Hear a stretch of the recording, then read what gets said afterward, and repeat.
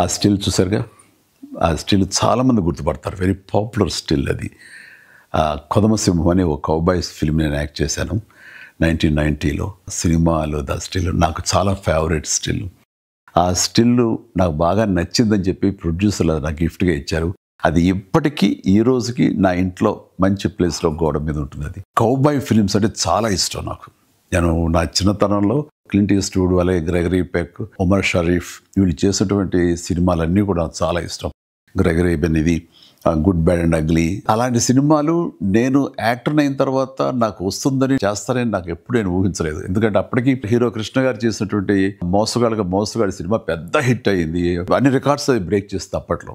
అలాంటి సినిమా మళ్ళీ చేయటం ఒక సాహసం అవుతుంది. బట్ అనుకోకుండా నాకు రమా ఫిల్మ్స్ నాగేశ్వరరావు గారు మీ మీద ఒక వెరైటీ సినిమా ఉండాలనే ఆలోచనలో మాకు కౌబాయ్ సినిమా అయితే ఎలా ఉంటుందో అనుకున్నాము, మీరు కథ వింటారా అని చెప్పేసి మురళీమోహన్ రావు తోటి రావటం, కథ వినిపించడం, నాకు చాలా బాగా నచ్చడం, వెంటనే గ్రీన్ సిగ్నల్ ఇవ్వటం, వెంటనే అది కొదమసింహంగా అది మీ ముందుకు కూడా వచ్చేసింది. ఈ క్యారెక్టర్ చేయాలనుకున్నప్పుడు కౌబాయ్స్ జనరల్గా గడ్డం వదిలేస్తారు వాళ్ళు. చాలా మంది ఏమన్నారంటే మన హీరోలు గ్లామర్ కనిపించాలని, గడ్డం వదలద్దు, క్లీన్ షేవ్ తోటే ఉండాలని. కొంతమంది అయితే పట్టుపట్టారుగా నాకు ఈ గడ్డంతో ఖచ్చితంగా చేయాలంటూ గడ్డం వదిలేసి ఆ స్టబుల్ తోటి చేసిన ఫస్ట్ సినిమా ఈ కొదమసింహం. నేను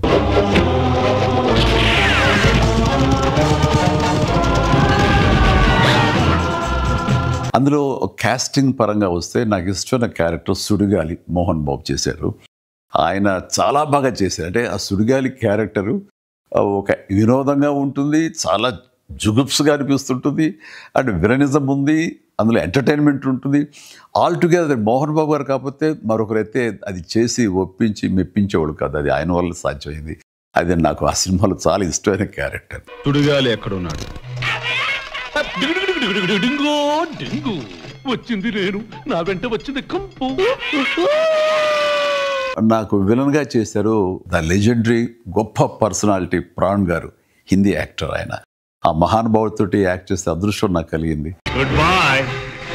అలాగే సత్యనారాయణ గారు, కైకా సత్యనారాయణ గారు, ఆయనతో కూడా చేశారు. అలాగే గొల్లపూడి మారుతిరావు గారు, అన్నపూర్ణ గారు, హిందీ స్టార్స్ సోనం కపూర్ అని కూడా, ఆ తర్వాత రాధ గారు, వీళ్ళతోటి ప్రతి సీను, ప్రతి సాంగ్, ప్రతి యాక్షన్, ప్రతి హార్స్ రైడింగ్స్ ఇవన్నీ కూడా ఆ సినిమా అన్ని హైలైట్స్. ఈ సినిమాలో ఉన్న అన్ని songs super duper hit songs. Raj-Koti అంత మంచి సాంగ్స్ ఇచ్చారు. నేను ఒక సాంగ్ బీజియంలో నేల మీద నుంచి నడుచుకుంటూ గోడ మీద నుంచి రూఫ్ మీదకి అలా వెళ్ళి అలా నడుచుకుంటూ ఈ పక్క గోడ మీదకి వచ్చి అలాగే గ్రౌండ్ మీదకి రావటం అనేది ఒక్క షాట్లో చేసాం.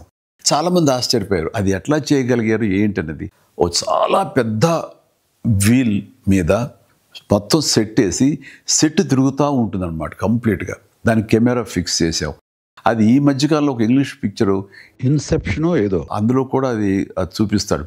ఇప్పుడు చూపించింది మేము ఆ రోజుల్లో అన్ని సంవత్సరాల క్రితం చేసాను ఈ టెక్నాలజీ వాడి. నాకు ఫేవరెట్ సినిమా ఉండొచ్చు, కానీ నాకంటే ఎక్కువ రామ్ చరణ్కి ఇది చాలా ఇష్టమైన సినిమా. తను చిన్నప్పుడు భోజనం చేయాలంటే వాళ్ళ అమ్మ ఈ సినిమా క్యాసెట్ పెట్టి దగ్గర భోజనం చేసేవాడు కాదు.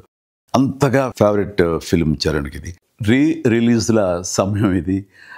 చాలా సినిమాలు రిలీజ్ చేస్తున్నారు. ఈ జనరేషన్ కూడా మనం తీసినటువంటి కౌబాయ్ సినిమా ఎలా ఉంది, మన డాన్సెస్, మన ఫైట్స్, మన యాక్షన్ సీక్వెన్స్, మన క్యారెక్టరైజేషన్స్ ఇవన్నీ అప్పట్లో ఎలా తీసామని ఈ జనరేషన్కి తెలియజెప్పే ప్రయత్నం చేస్తున్నందుకు అది సక్సెస్ అవ్వాలని రమా ఫిల్మ్స్ నాగేశ్వరరావు గారికి నా హృదయపూర్వక అభినందనలు తెలియజేస్తూ నా ధన్యవాదాలు చెప్పుకుంటున్నాను.